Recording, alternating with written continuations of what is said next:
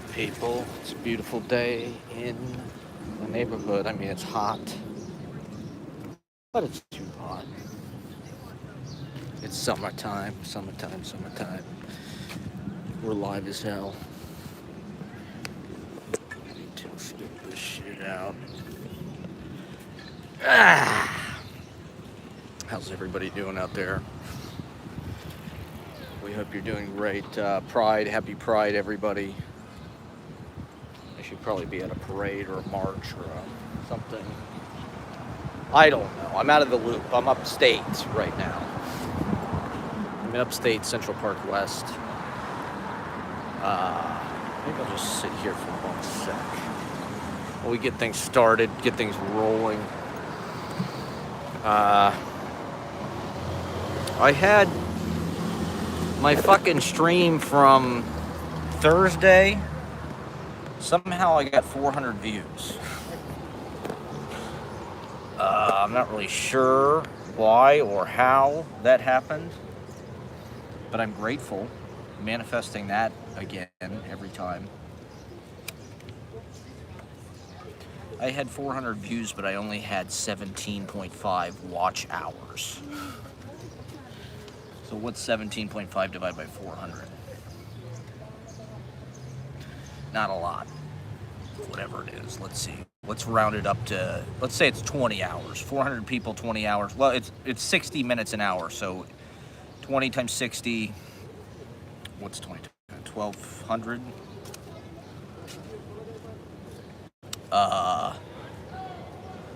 That's 1,200 minutes of watch time. That's 20 hours. By 400 people, that means 3 minutes apiece. 2.5 minutes apiece. Not bad. Not bad. But the stream was like almost 4 hours long, so if 400 people watched 3 hours, that would have been a lot more. This pool just opened over here. There's this pool on the north side of Central Park now that literally just opened, like, I think yesterday or 2 days ago. Have not been there yet. I'm sure it's packed as hell. But yeah, so somehow my stream the other day got 400 views. There was like 18 people watching it at a certain point. I mean, that's the power of the algorithm and the power of just this that they have to suggest your shit to people. Like, if you're not showing up in these fucking search results, the SEO and shit like that. Ice cold water! And that, in a lot of ways, is sort of just like out of our control. So for whatever reason on Thursday, the SEO gods decided to put me in the line of view of certain, I don't know, not that because I was talking about how I lost 4 subscribers because of my controversial take on the regime change. But from this stream the other day, I gained 7 subscribers. Or maybe even 8. I think it was 8 or 9. And so that's life a lot of times. A lot of times it's like your lowest point happens right before your highest point. You bounce back. I don't know. It just seems to be like some weird law of energy or something. So I lost 4 subscribers, but then I gained 8 subscribers. So I don't know what, I mean, I was doing my live on Ashley's laptop on the MacBook like photo booth camera, so I think that might have something to do with it. I think in some weird way, whatever device you're using like influences, I don't know, how many people see it or if it gets promoted or whatever.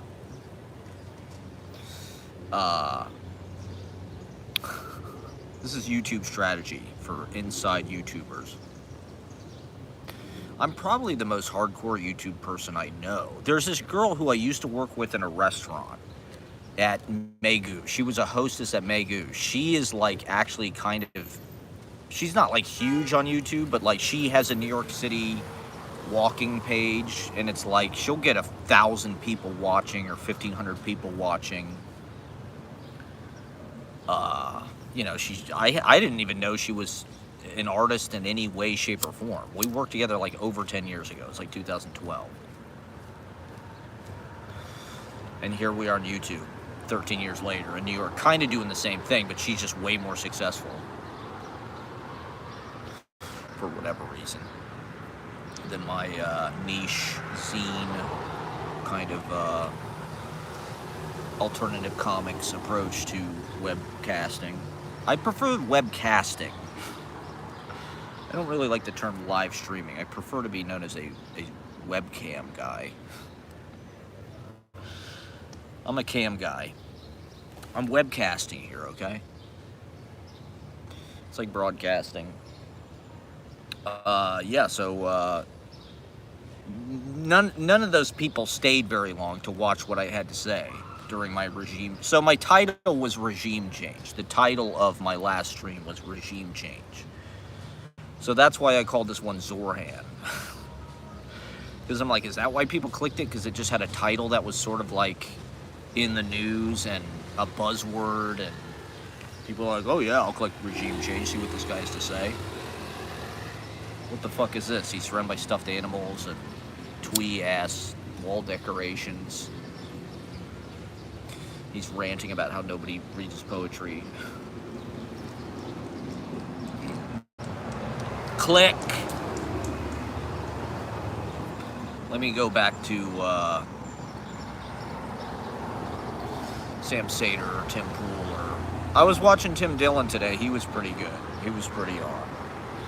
Because he's not really like breaking down on party lines. He just, to me, he has his own take on things. He's usually pretty insightful, and he understands and kind of has a doomer, sarcastic outlook about what, the banality of this country and just sort of our descent or whatever into corporate Applebee's dystopia. But he's not just towing the line, even though he was sort of pro-MAGA in a way. He's not really... He probably voted for Trump, I would guess, but if he votes, maybe he doesn't vote. Because he's rich. At least he talks about how he's rich. He was talking about Zorhan, so that's kind of the story of the week. Zorhan Mamdani shocked the world. The shot heard around the world. New York City is just an attention hound. New York City always has to be the center of attention. I think the kind of people that move here have to be the center of attention, and that's sort of what the voters represent to me. Like the narcissistic younger generations, educated people who want to be artists, people who want to be center of attention. Maybe the black sheep of their families moved to New York. I like the idea of this is something I did want to talk about, how there's this criticism of men as Peter Panning. This is a term that I've heard a couple times to dismiss, possible romantic. Oh, he's Peter Panning. This guy's Peter Panning, which means he's forever a boy. You don't grow up. You don't become a man. You're Peter Panning. I mean, I guess I would be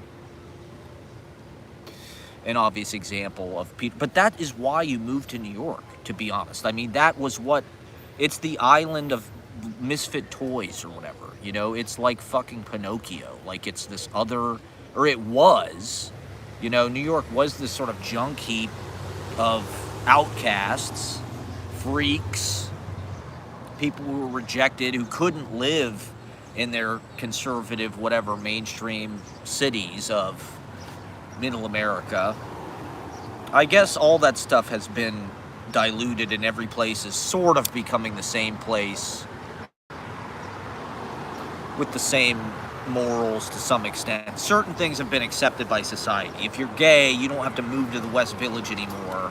because you're going to be, you know, ostracized in your community probably like you would have been 50 or 100 years ago.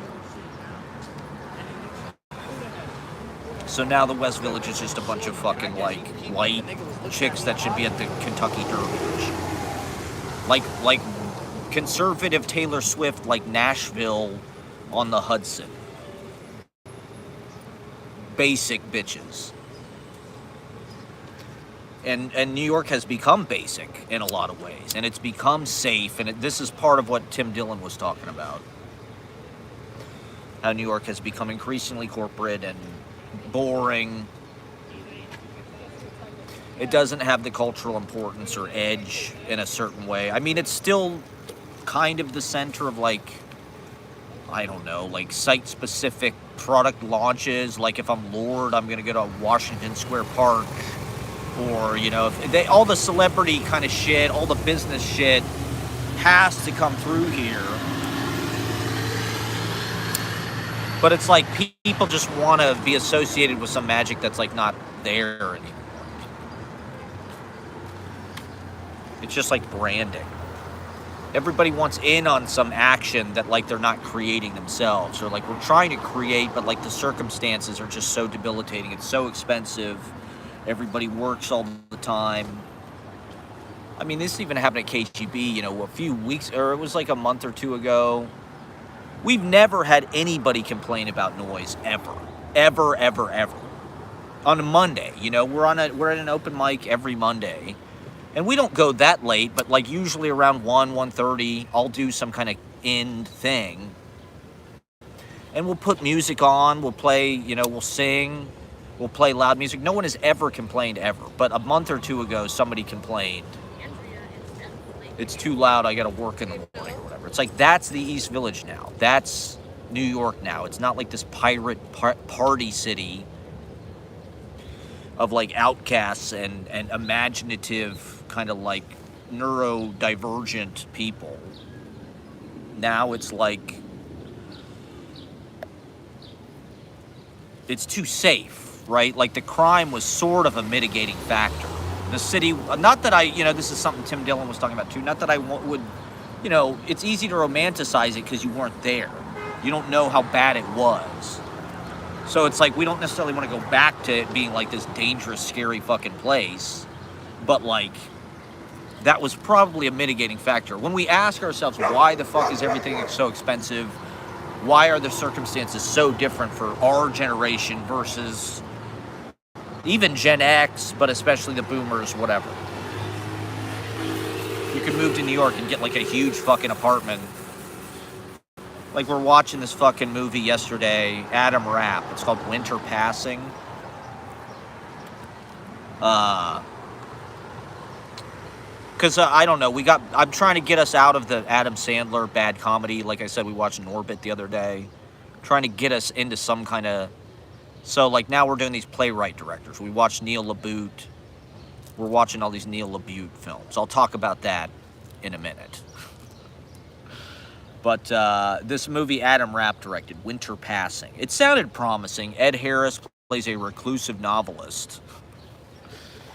And it's kind of it's what I thought my life was going to be. He's got like this big house on the Upper Peninsula of Michigan with all these fucking books. His house is just full of fucking books.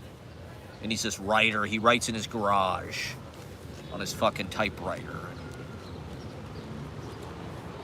It's sort of like Wonder Boys, but it was okay. It was... Zooey Deschanel plays his daughter, and she lives in the East Village. And so the beginning of the movie starts out in the East Village. I think it was filmed in the early 2000s. So you see, like, they go to Niagara. You see 7A briefly. KGB's in it. Because he filmed a bunch of it at La Mama, which is on 4th Street, right across from KGB. And New York Theater Workshop is there. So it's like a lot of the off-Broadway shit is right across. You know, KGB is an off-Broadway theater, really. I mean, now it's the Red Room, but it was a theater. Crane Theater's in the basement. So it really is kind of a theater space in a way, cabaret theater space. In addition to being a literary club.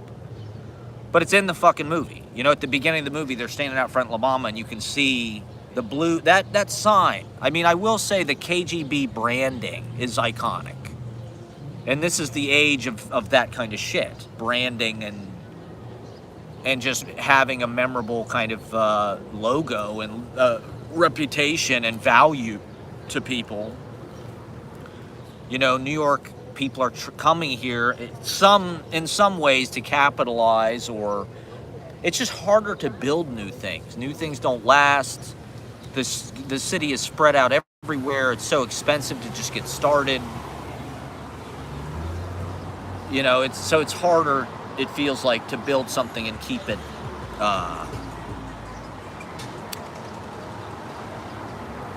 but it's been good for me because you really realize, like, that's a typical story.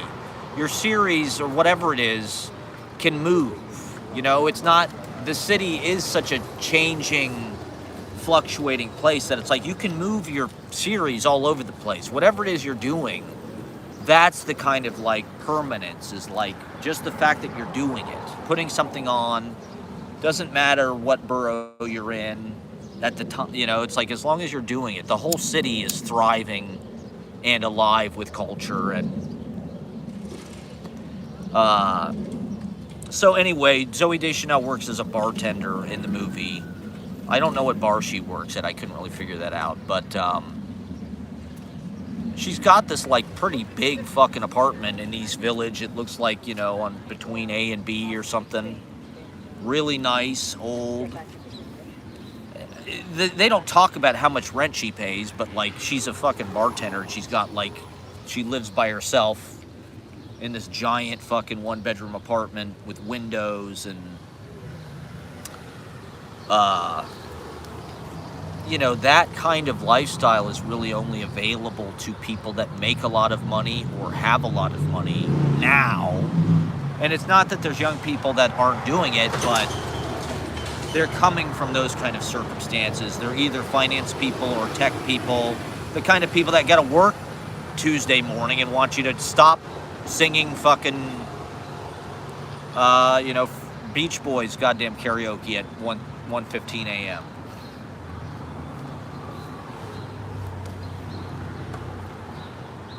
Yeah, right. So that's part of the whole Zorhan conversation. It's like, how do we make this affordable again for working class people? Although that's kind of unspoken. I don't really think he uses the terminology working class.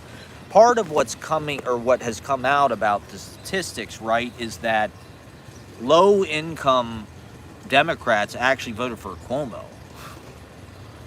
It was the upper income people, the middle class and the upper middle class, that sort of broke, and the educated people that sort of broke for Mondami, and that's kind of interesting. I mean, because it's populism, right? But it's also this kind of elite populism.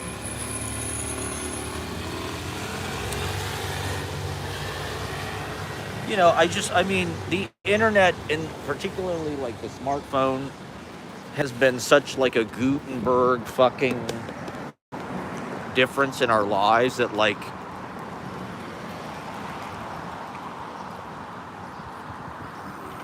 people have a voice and they're going to voice their opinions, and so that gives them the opportunity to participate in democracy in a different way, where it's like, it's not mandated to us who our candidates are and what we have to vote for and what we have to accept. We don't just have to accept Hillary or Cuomo or you know, if we have these candidates that are willing to voice more popular values and fucking do I have all my shit here? That's what people actually want. I mean, it makes sense. The term populist, it almost seems like redundant. I mean, isn't that what fucking democracy is supposed to be? It's supposed to be the most populist person or whatever. One thing I did want to talk about, right, with cost of living and all of that kind of shit, the inability to find a job. I saw this pretty interesting video. This guy was talking about optimization, right? And this is something I've kind of mentioned on here before.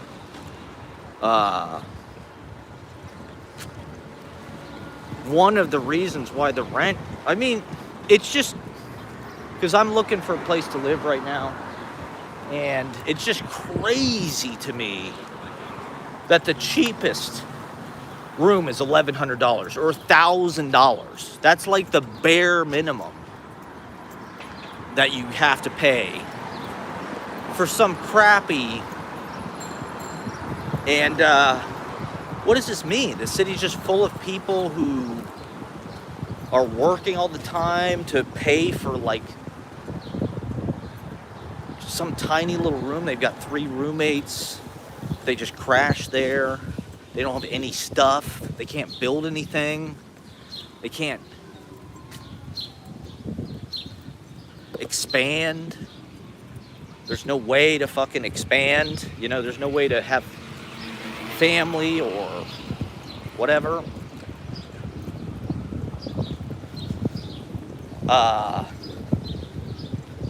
You know, somebody was saying in the comment section they had a 3-bedroom apartment in Astoria for like $1,400. You know, that was not even that long ago, 15 years ago or something.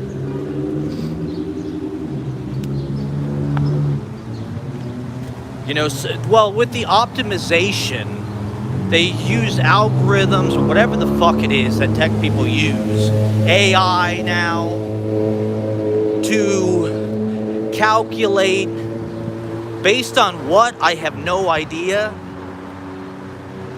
the maximum amount of money they can get for, you know, it's like, that's why every room costs $1,300 now, everywhere, because they're optimizing it. Capitalism is optimizing everything for maximum fucking profit. You know, now it's all these private equity companies own the fucking real estate. The private equity companies, they buy the fucking real estate. They use their software, whatever it is, to optimize. And, you know, what that says to me is like, how much money can we charge with some lifestyle that like somebody is working 40 hours a week or more? I mean, is that based on some kind of salary? Is that based on like average income of the area? Like, I want to know what they are taking into consideration when they're optimizing this shit and how they decided.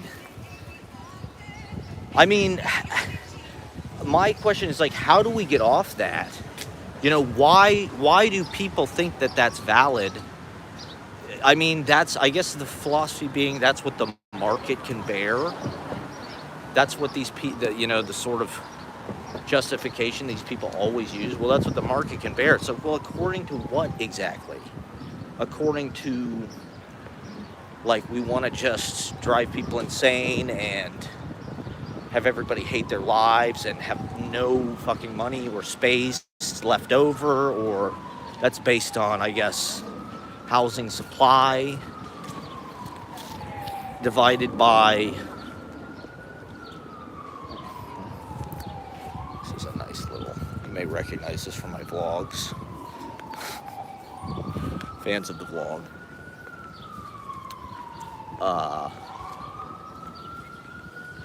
Because it just seems sadistic. It seems like it's not really designed with any kind of like human element about happiness or anything like that.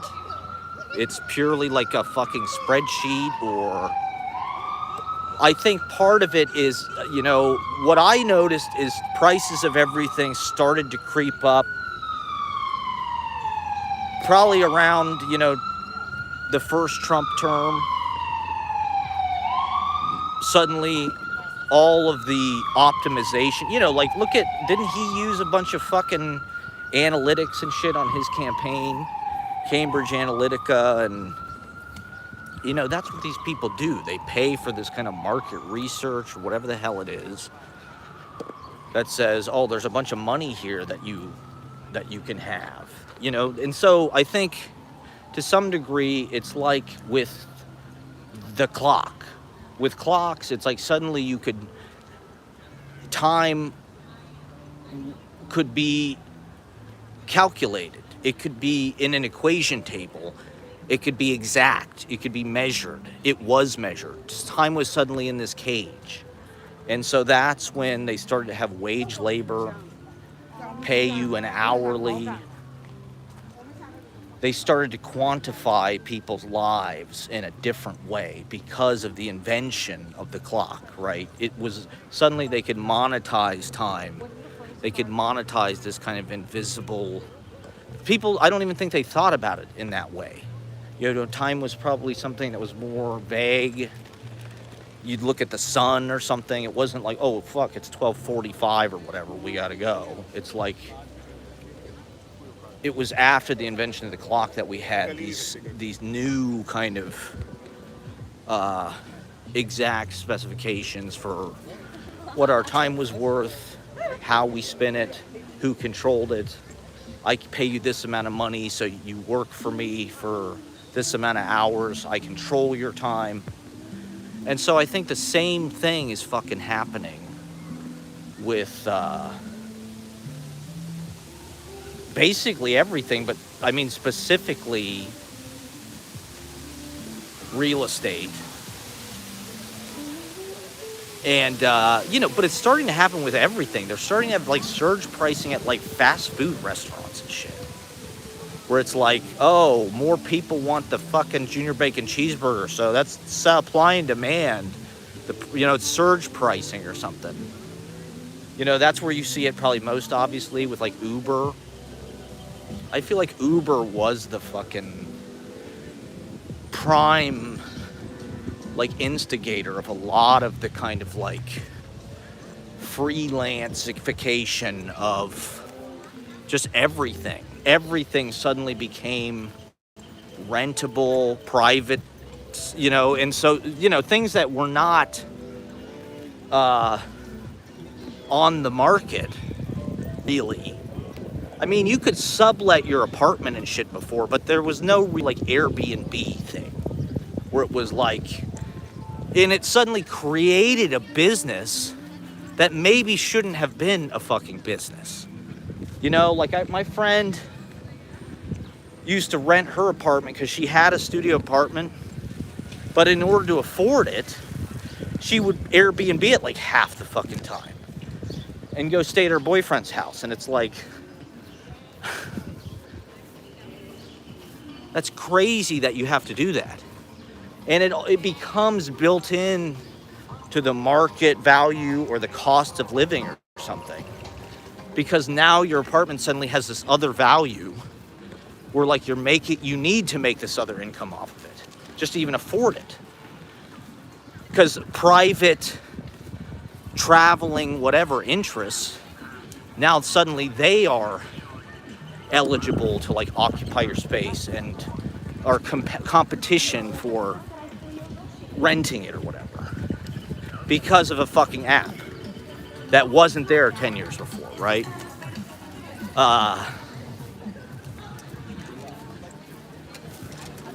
I had this comment because I saw this fucking video. The Waldorf Astoria is like reopening after some big renovation. Like, yippee. They gut renovated this thing that probably was like just priceless. And this is what they've done with all of these hotels. The Plaza. I mean, the Chelsea is not really condos, but all these other hotels, for some reason, they turned them into condos, which I find very weird. Well, first of all, I just think it's weird that, like, why did they need so many hotels back in the old days? You know, there was all these fucking hotels. Like, the Waldorf Astoria has shitloads of rooms. Like, it's huge. It's this massive hotel. Like,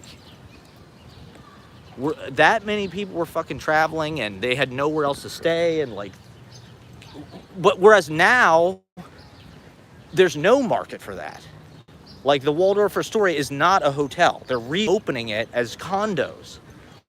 I think some of it is a hotel, maybe, but they've converted a lot of the rooms to, like, private residences, which is what they do with all of these fucking like I said, the plaza, they renovate it, and they sell it to rich people.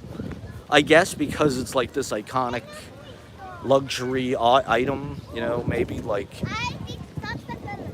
oh wow, we live in the Waldorf Astoria, like fucking President Coolidge or whoever. One of them, Mark Arthur, I think, lived in the Waldorf Astoria. It's like, it's probably exciting, you know, to live at the plaza or whatever.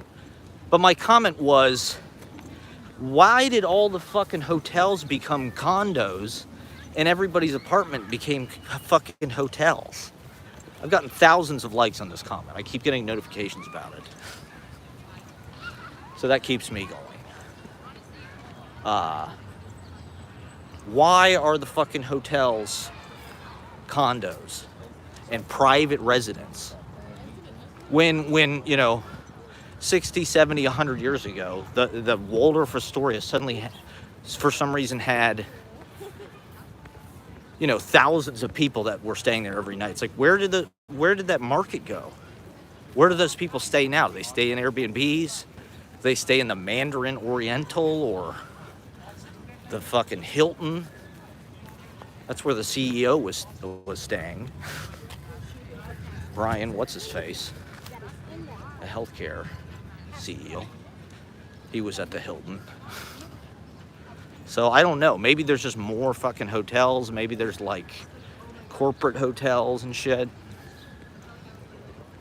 Whereas back in the day, maybe it was just like the Waldorf and the New Yorker and the Hotel Pennsylvania. They tore that shit down too. Like, and a lot of these fucking hotels, right, like the migrants are staying in. It's just bizarre to me. Like, the hotels are too expensive for like regular people, so they're empty. So people pay for Airbnbs instead, or they'd rather stay in an Airbnb. Now people are starting to go back to hotels, I hear. Airbnb is kind of cooked, and they're kind of on their way out. Or it's gotten so expensive, just like Uber, because that was their whole business model, was to start cheap and then kind of inch up the fees and all that shit. The cleaning fee, whatever the hell it is.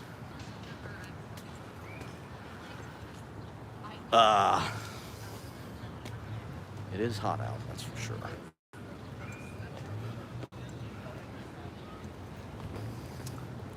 And so they sort of fucked themselves out of their own model, because now they're so expensive that you can actually afford a hotel.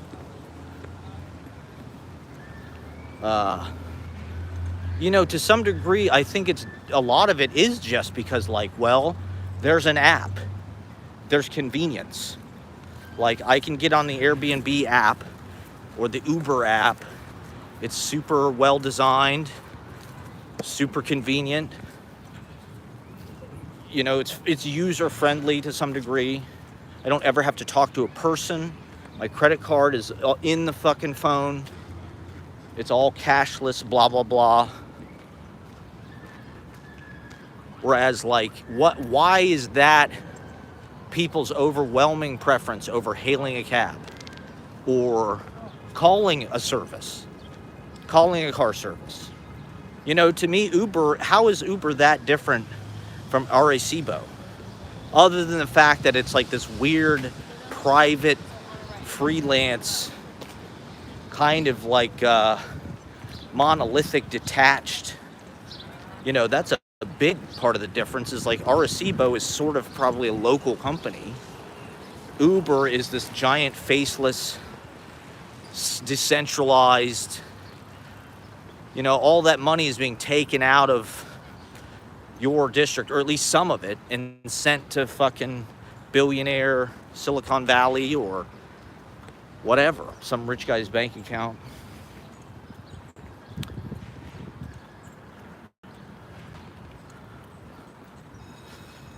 It's like, I don't know, these apps have stolen,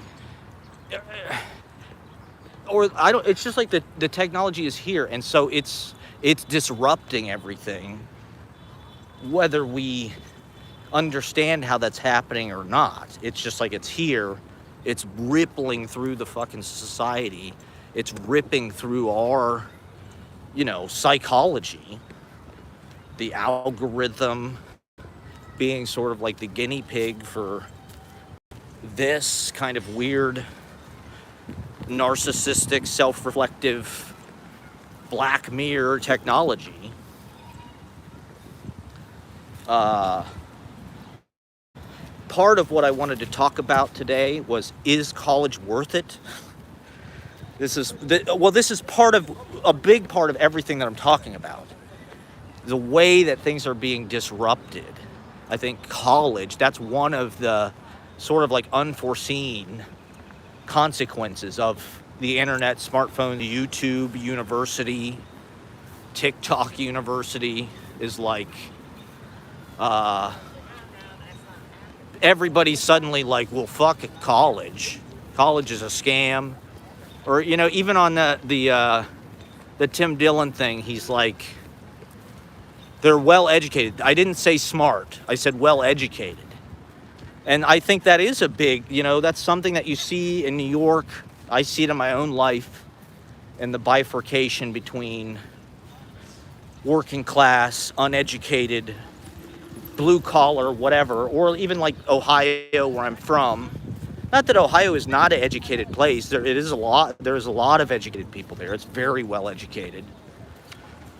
But there's also Trump, and there's sort of, it's cool to be uneducated to some degree to a lot of these people.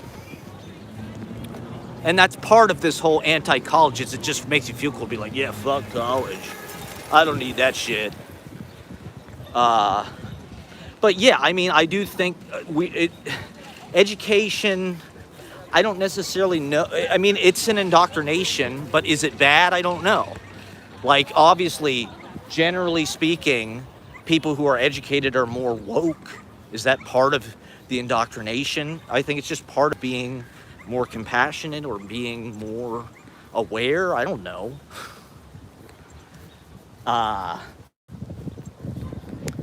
There's I think it's just a different formatting. I think you have to ask yourself that question, is what is the college doing to me or teaching to me? Especially when people do kind of funnel down these silos. Well, like, yeah, New York is full of a lot of poets, It's full of a lot of people with MFAs. It's full of a lot of people who are doctors and nurses and, whatever, have MBAs, went to Ivy League schools. People that think they're hot shit and who want to reach for the brass ring and think they're special, and people who can get money, people who just have access to money. That's a big disqualifier for most people. It's like they could not afford to be here.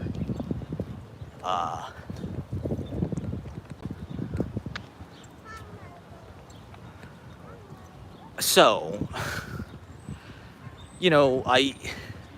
I think particularly within my generation, right, we've seen college become like everything. It's been, maybe more than everything else, but like, it's not really any different. All of the predatory capitalistic loan sharks, basically, who own everything, decided, hey, we're just going to raise the fucking price of this by a lot and finance it. We're going to put you on credit. We're going to put you on a loan, 30-year loan, whatever the hell it is. This much interest. We want to get you addicted to debt. We want to get you in the system, working, paying off your debt. College is part of that. College is part of that's right. Like, that's the millennial and kind of like grievance, is like, we were told if we just did everything right, if we went to college and bought the student loans, we'd get jobs and we'd be able to buy houses and blah, blah, blah. And it's like, people are starting to see, well, shit, maybe it's not worth it to take out 6 figures of debt that you're going to be paying off for the rest of your goddamn life, just so you can party for 4 years and go to public university or whatever the hell it is. But now it's like, you know, to be honest, people they take for granted the fact that there are things like YouTube or even fucking Twitch or whatever. You know, it's like 20 years ago when people my age were going to college, there wasn't like, hey, I'll just fucking start a business on fucking Instagram. That's as viable as anything else. And like, I'll learn everything there is to know about whatever it is I want to do on fucking YouTube. You know, YouTube is like this crazy resource, you know, this crazy kind of library of knowledge like this, not least of which these webcasts that I do. I was reading something where they were talking about the best way to learn something, or like apprentices when they used to apprentice or whatever back in the old day in China or wherever. It's like they wouldn't say anything. You just watch. You just go. Whatever it is you're trying to learn, you just go and you observe. You don't talk. You just observe. And I think that's what a lot of the better art, you know, like Studio Visit, you know, a lot of people, it's just like, yeah, come down to the rehearsal, come down to the whatever, the show, come down to and just watch. And that's sort of what YouTube is. I mean, it's the closest thing. The video or whatever I was watching about how not everybody learns things from words. You know, I think part of college, at least when I was in college, was like, you're kind of learning everything from words or books. You're reading a lot. I mean, there's in-class discussions and there's other materials, you know, but like a lot of it is fucking, here's a textbook about how to do it. And maybe that's not as good as watching fucking YouTube videos, depending what you're learning. But maybe watching fucking YouTube videos is better. You know, maybe watching YouTube videos is a better way to learn how to, play guitar or something. Look at just like music, for instance, just how much instruction. You know, when I was in fucking high school, when I started playing guitar, I got tablature. I was amazed at tablature. I got it on the internet. And I was like, holy shit, I can't believe I can play this shit. And, you know, I'm not saying reading is bad or wrong or what. It's still going to be, it's an essential part of learning, definitely. But I think it's part of this like weird war on colleges of this moment. I mean, it's obvious they want to destroy the colleges because that's where their opposition is. They want people to be uneducated. But they've made education seem like just some other form of brainwashing, which maybe it is. I don't know. Maybe it's just a better, more humane form of brainwashing. You know, I certainly think there's a percentage of what you get from an American education that's bullshit and brainwashing. But you know, it's like Trump said, he loves the uneducated. Those are the people that vote for him. Those are the people that vote for Cuomo. But at the same time, part of my point is like, I don't really blame those people. My sympathy kind of lies because I understand. Like, if you're uneducated, it's sort of like this thing, like a lot of times you use a word, you don't know how to pronounce it, something you've read in a text. Like the other day I said Samuel Pepys, who wrote those diaries, Samuel Pepys, and this guy corrected me. He's like, you mean Samuel Pepys? It's like, I didn't know it was Pepys. I never heard anybody say it. I learned it from fucking reading. You know, I feel like that's like, you know, like the low income people who vote for Cuomo or whatever, they should know better, but like they don't. Is that condescending? That's probably very patronizing. But it's like, I don't know. In a certain way, like, I feel like you can't blame them. How do you reach those fucking people? I think that's one of the reasons why the sort of Bernie thing and Zorhan kind of rubs people the wrong way, because it is like those candidates are supported by well-educated people. And so there is something of an elitism to that, because educated people are smart enough to be socialists and to understand what he's doing. Not that poor uneducated people are not, but there's a lot of other kinds of brainwashing now. Fox News, and there's a lot of money being dumped. There's Theo Vaughn. There's a lot of effort into making dumb people right wing or vote for Cuomo or whatever the hell.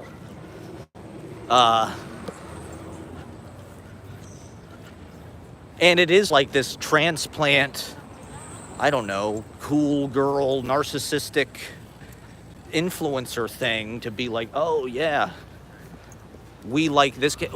Our economy was reoriented during NAFTA to create more educated white-collar jobs and workers. The idea was, we'll get rid of these mundane, manufacturing jobs that are not that stimulating intellectually or whatever, and we'll replace them with white-collar jobs, computer jobs, email jobs, professor jobs. And so there is, a lot of our country that is like that. And we all moved to New York because it feels safe here. You see Zorhan winning and everybody going nuts in the street, and you're like, I want to be there. Those are my people. Trump lost and everybody's fucking partying everywhere. I gotta be there.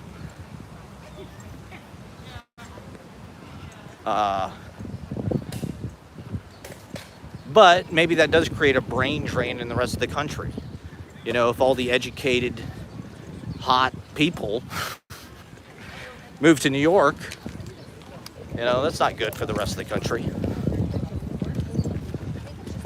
It's not good for Ohio. That's why they voted for Trump, because all the hot-headed, smart people moved to New York and voted for Zorhan. I blame Hillary.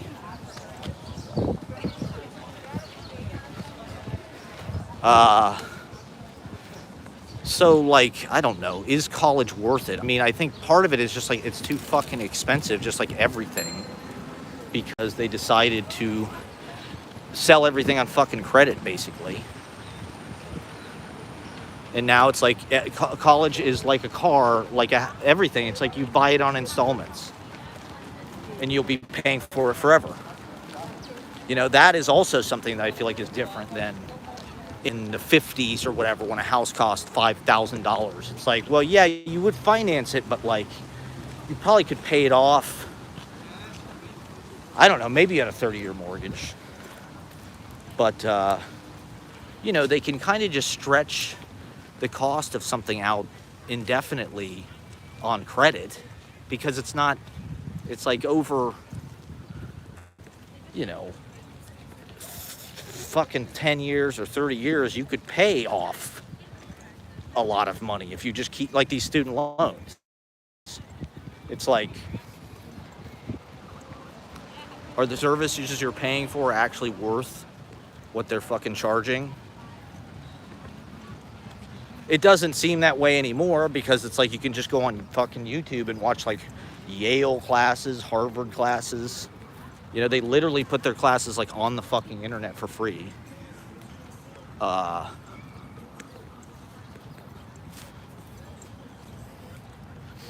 Or you can just, Joe Rogan is almost like a professor or something. He reminds me of fucking professors I had, sort of on the lower level. He could be like a geology professor or some shit, or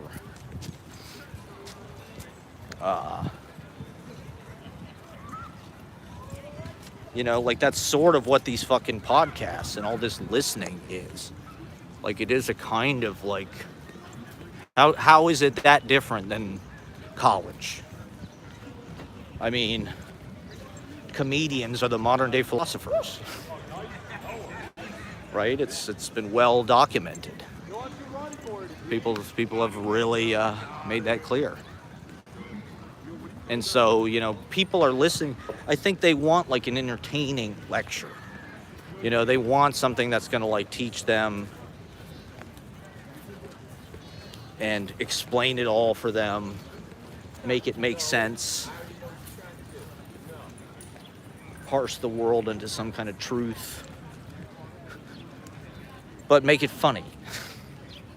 And make it like these jokes that are like no longer than 5 or 10 seconds long each. So it's just like bam, bam, bam, bam. Hit, hit, hit, hit, hit, hit. Gratification, gratification, gratification. You know, stand-up comedy fits perfectly into the modern instant gratification, notification, you know, physiognomy kind of response. Short, pithy, soundbite, laugh. Everything's like that now. Make it short, make it immediately understandable, make it fucking make sense. I did want to talk about these fucking Neil LaBute films, because this kind of folds into my whole conversation about college. I mean, I went to college not for free, but like I lived at home. I had to sacrifice. You know, I got the Pell Grant, which I think Trump got rid of or something, so I don't even know if I could go to college anymore. You know, so it's just weird to me how this has become like an active, like explicit and like endorsed platform of like the Republican Party. It's like, fuck college. Because like, I mean, Bush had No Child Left Behind, but it wasn't, I mean, and he was certainly anti-education, but it's like he went to Yale and like everybody around him was like kind of some kind of elite educated garbage. Didn't Condoleezza go to Stanford, or she taught there or something?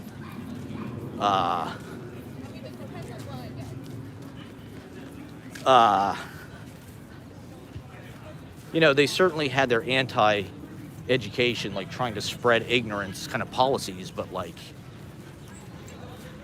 they were shrewd enough to like make it ironic the way that they campaigned on that.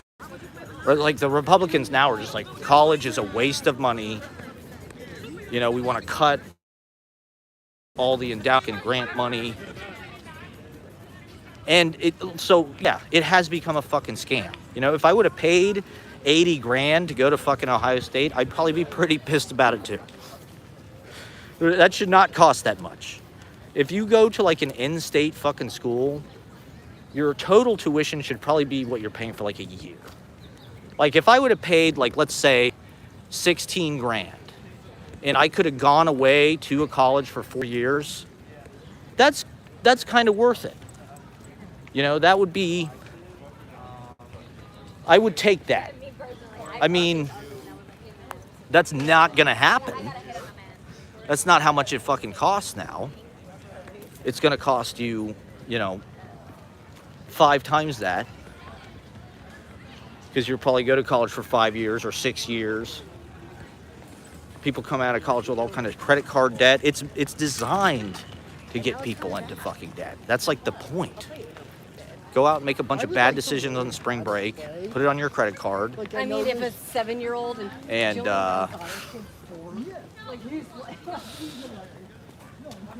and you'll be paying for it the rest of your life. So.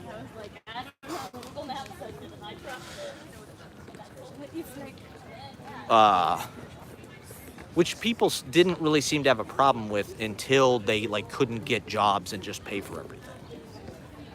Like it just seems like people want jobs. It doesn't seem like they want to have less expenses. You know, our whole fucking society is just on like more expenses, more monthly payments, more auto fucking pay. more interest rates, more, 3-year lease, more, put it on a fucking, buy my iPhone on fucking pay $30 a month for 80 months or something.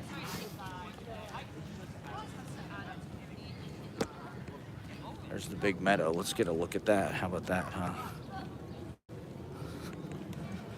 Live in Central Park, everybody. That's where George Clooney plays softball. Oh, I should have brought some kind of water or something. Really, I'm not usually. I mean, if I would have paid to go to OU, I guess it probably would have been like 50 grand or something, maybe. I'd probably still be fucking paying for it. That's just a bad deal. Okay, did everybody get all that? Not that anybody's watching, it doesn't matter.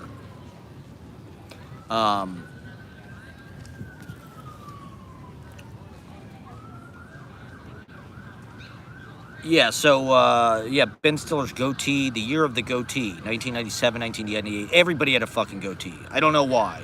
Who knows why? What was it that inspired all those goddamn goatees in 1998? Everybody had a fucking goatee.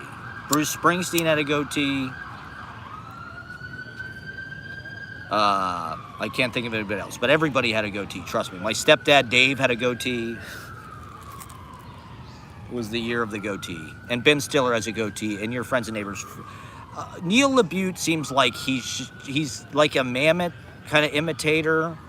Your friends and neighbors is a lot like Sexual Perversity in Chicago. It's like Sexual Perversity in Chicago meets like some of Wallace Shawn's stuff. The Youth Hostel and some of the like extreme, like the characters are like really nasty to each other and they say like really nasty shit and like they're all cheating on each other. It's just like it's about all these young hot people. And so it's sort of like just, vaguely about what it's like to be young and kind of take something that's not, it's a lot like Closer. If you've ever read Closer by Patrick Marber. They did a production of it when I was in college. That was pretty good, actually. I didn't see the movie. There's a movie with Natalie Portman. But Your Friends and Neighbors is a lot like Closer. I think probably Closer was after Your Friends and Neighbors. But it's taking something that's like not really that consequential, like a bunch of young people just like having sex with each other and cheating on, but it makes it seem like, whoa, this is hyper dramatic and like, it's like this kind of like scandalous play about modern sexual mores or whatever. Gen X and this one character is a lesbian. Whoa. But at the same time, like the dialogue was super high pitched and, a lot of the movies that I like best are like playwright movies. And you can almost always tell when a playwright writes a movie in a way because it's like usually their dialogue is more specific and kind of like punchy. It just kind of hits harder. I think Matt Weiner has like a playwright kind of approach. All of the dialogue on Mad Men is like super punchy and witty and specific, like it has to be said that way.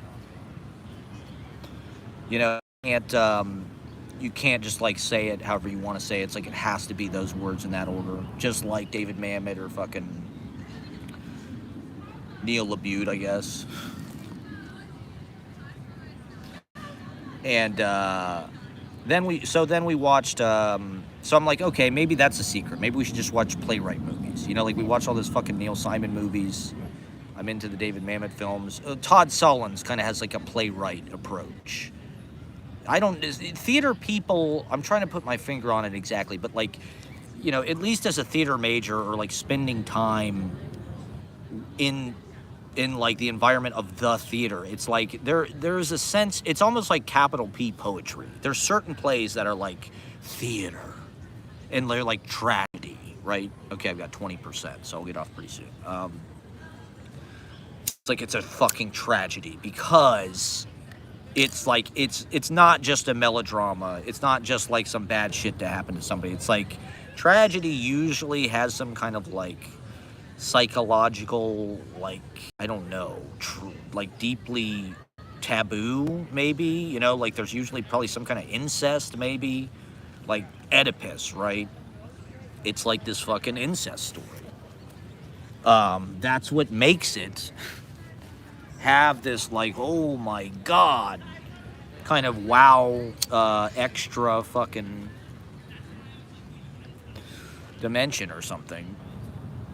Or, you know, it's like it has to, there at a lot of these plays, at the heart of it, there's usually some kind of like criminal, you know, like transgression that's like part of human behavior, but like the play is sort of about what circumstances drove the character to that or something.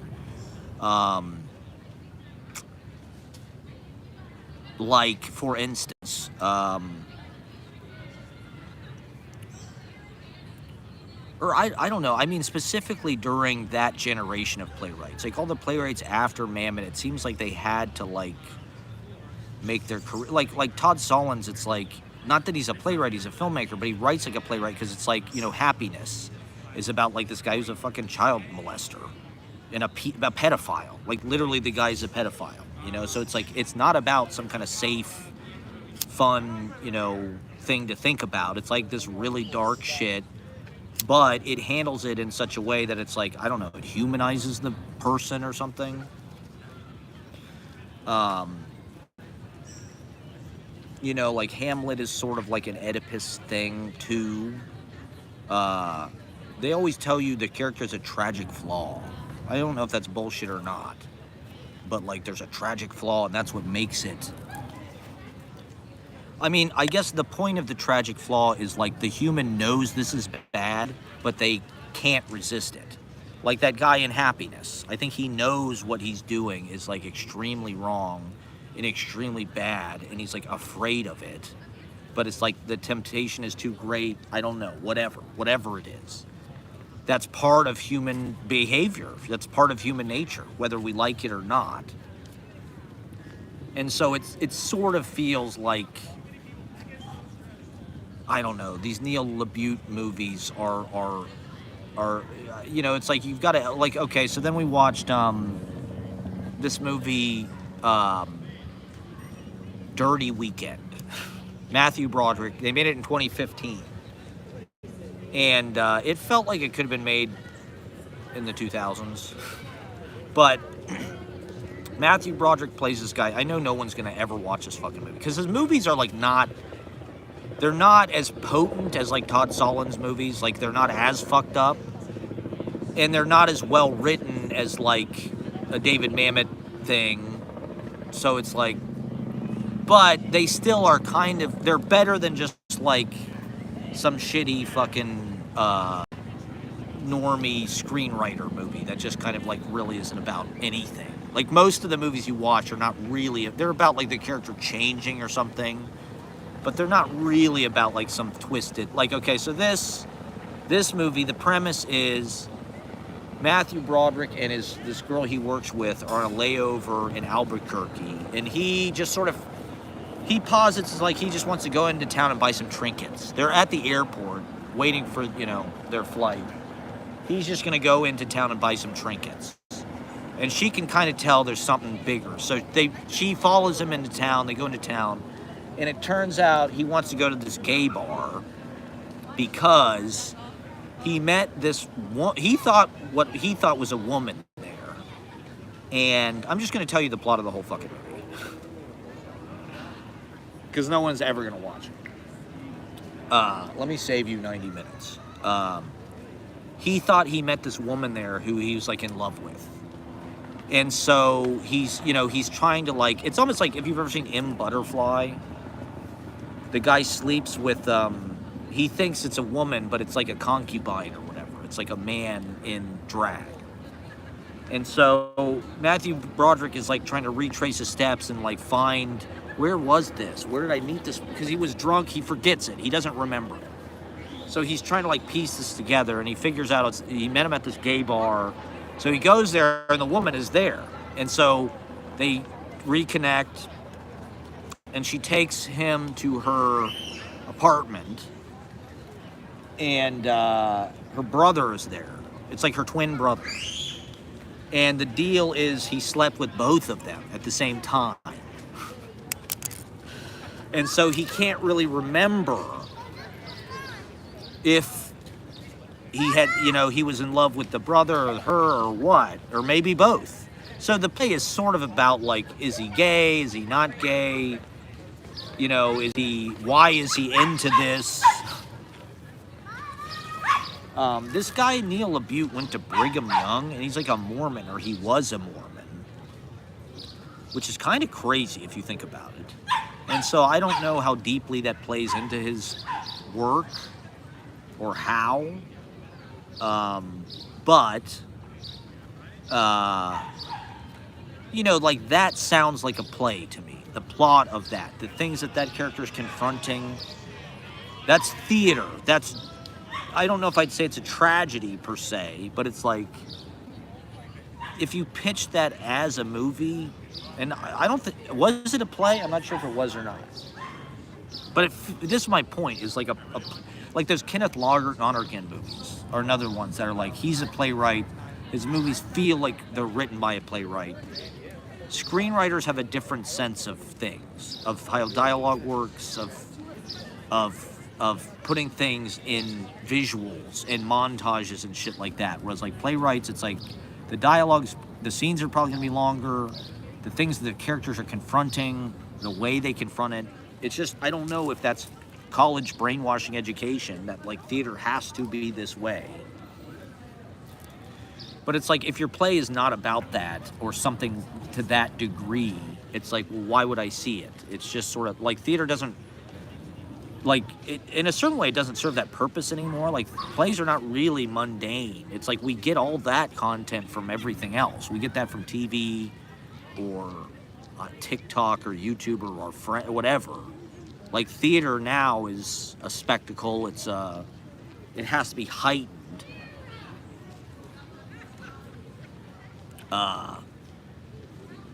And I don't know, these films that these playwrights make kind of have a sense of that. So then we watched this movie, The Shape of Things, which is a horrible title. Made, I think, 2005. It's got, does it have Zooey Deschanel? I think it also has Zooey Deschanel.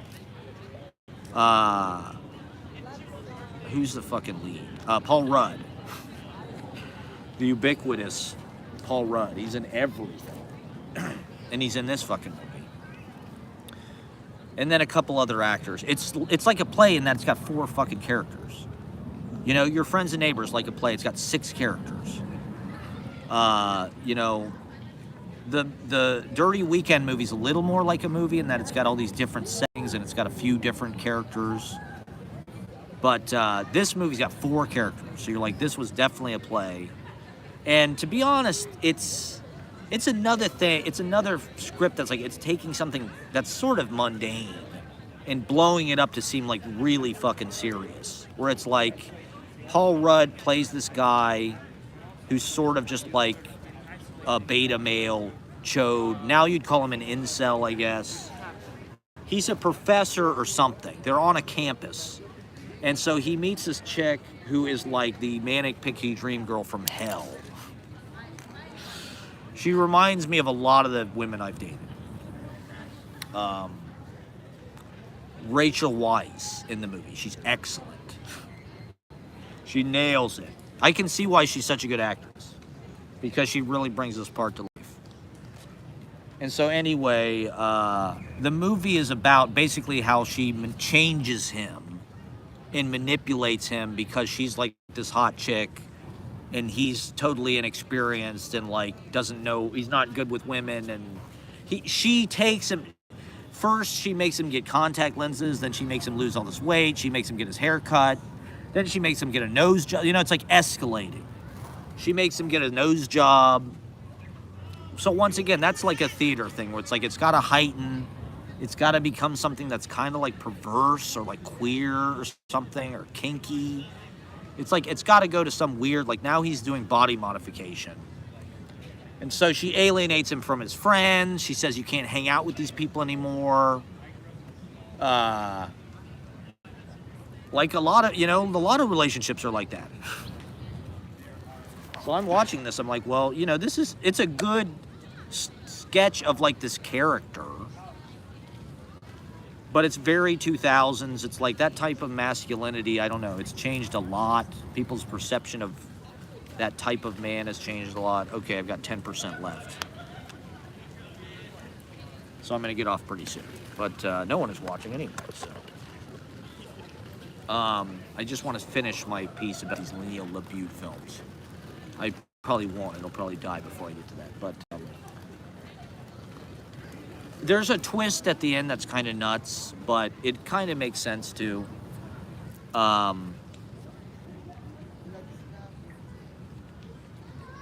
once again, it's like it's just making something super serious that's not that fucking serious. It's like, okay, this guy got manipulated. He's a fucking idiot. Like.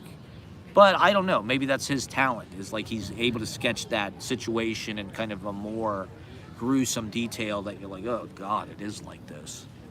It's kind of ugly, It goes over the line to like show like really ugly human behavior. Which in like a lot of movies, that's not really what it's about. It's about showing violence or action or something. Then we watch this movie. It's basically a remake of The Postman Always Rings Twice, starring Jack Nicholson's son and Diana Kruger. It's called Out of the Blue. It was terrible. But it looked nice. It's a complete remake of... They have The Postman Always Rings Twice in the movie, like the book. The guy works in a library. And so they mention the book like a couple times. There's a way of like underlining. It's like we found out within 5 minutes. We're like, oh, this is Postman Always Rings Twice. She wants him to kill her husband. There's a twist ending in that's pretty good too. That I don't know. Like you can tell, like, okay, I get it. This guy's like a strong writer compared to probably like the average Hollywood or sitcom or some shit, but. Well, probably it doesn't hit as hard as Todd Solondz. Let's just say that. He goes hard, but he doesn't go that hard. I'd never seen or read any of his plays when I was in college. So now I was like curious. I remember seeing his shit at the bookstore or whatever, Fat Pig. And so finally, it's like, I don't know, why not? Playwright movies, that's the genre. It's the best of both worlds. Because it's literary and it's got that kind of surface level to the dialogue where the dialogue is like poetry in that it's heightened and kind of like it's the best words in the best order. It's how people really talk. But the best playwrights are also making like a movie that's like visual and like moves and stuff. I also did want to talk quickly about Winter's Passing, the fucking Adam Rapp movie.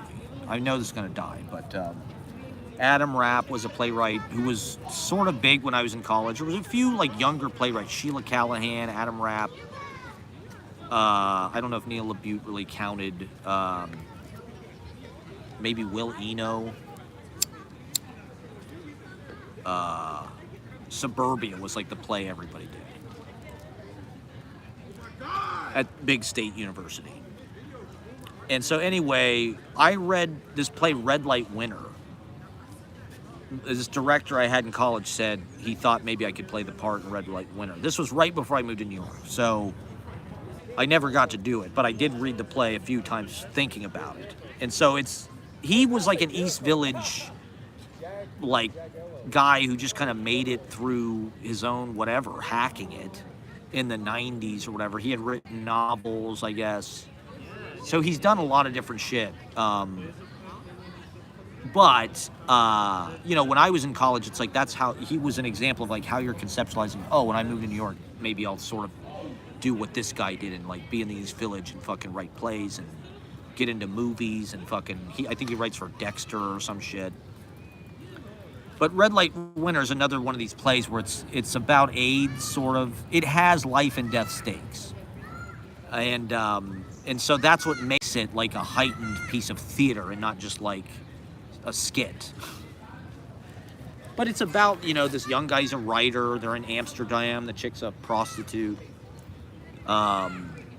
I think one of the scenes maybe takes place in the East Village, or they're talking about the East Village. You know, I'd never even been to the fucking East Village, hardly. So it's like, what's that? What's that look like? What would it be to be there? And so this movie kind of has that vibe. It's got this kind of like 2000s indie, emo, kind of lo-fi. The soundtrack is super like droney, sappy. It's very like Elliott Smith. And so it starts out in the East Village. It's like winter time. And so it's got a lot of nice, like I said, KGB's in it and shit.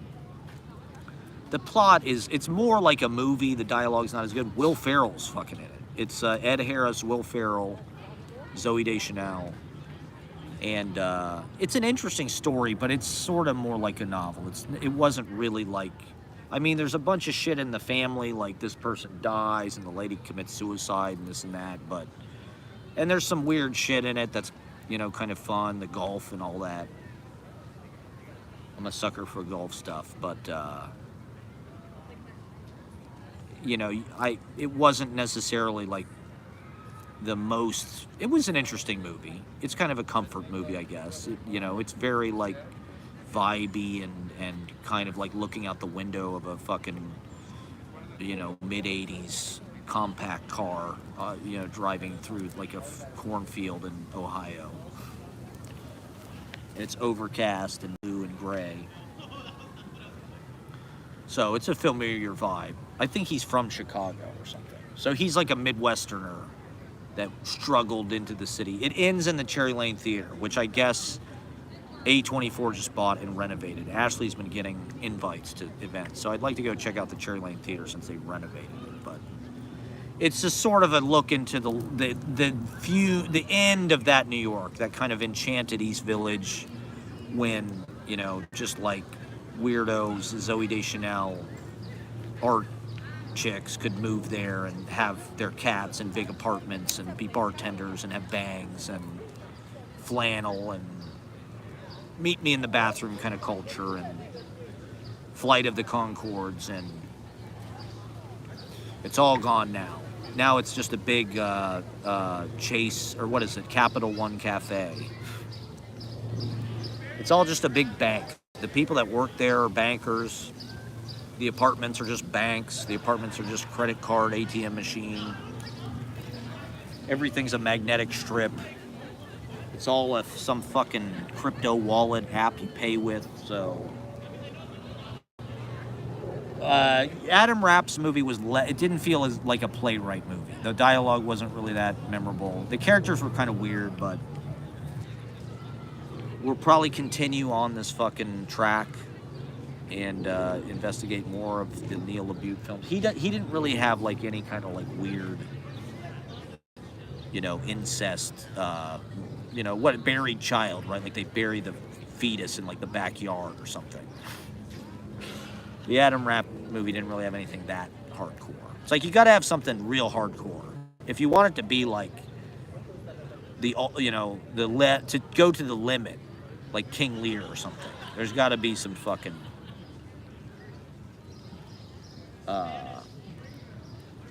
traumatic death. Traumatic, like psychological Freudian death. Archetype. There's got to be some kind of deep shadow work happening. All right, well, anyway, thank you for watching, everybody, and come to the open mic on Monday. It's Pride. Happy Pride, everybody. I got 400 views on my last live stream. I'm not sure what was different about this one, but maybe next time. Thank you for watching, and have a beautiful weekend.